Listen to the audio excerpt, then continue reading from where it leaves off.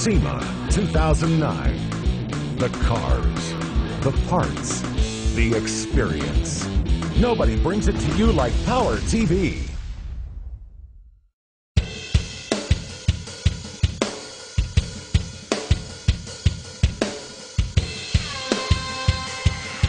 So if you've managed to get yourself a 2010 Camaro, it's about time you slap a supercharger on it, and that's why we're over here. We're talking with Jeff Seema from ProCharger about the new HO intercooled system you've got for the 2010 Camaro. It looks pretty sweet. Hey, it is. We're very proud of our system here that we got for the 2010 Camaro.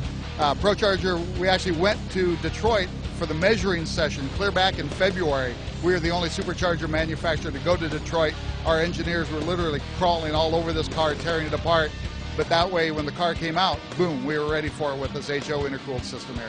And it looks like a fantastic system, and judging by the placard beside the car, it looks like it's making decent horsepower. This car made outstanding horsepower.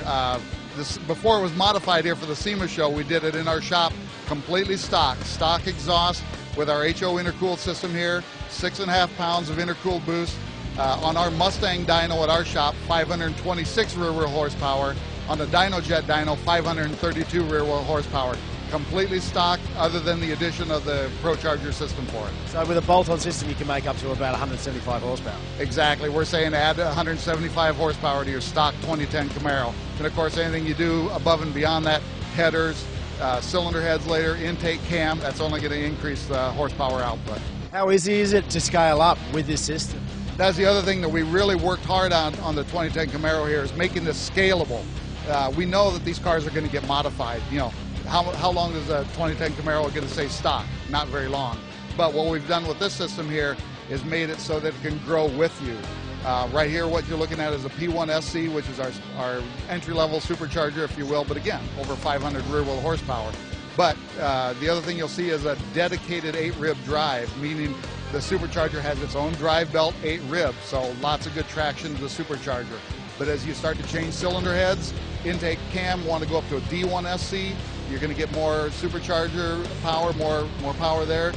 The same bracket will work there. Also then, if you want to go to a 12-rib drive for more drive contact on that supercharger, same bracket again. So you can go to the 12-rib drive. And even the same bracket assembly that's on this car now will go up to an F1R supercharger. So you're talking a lot of scalability with the same basic system. So it'll grow with you as you modify the car over time. Plenty of room to move. Now, what about your backyard mechanic? Is it an easy job to put one of your superchargers on? We really pride ourselves with being able to do a complete supercharger system. Everything you need to install this comes in that box.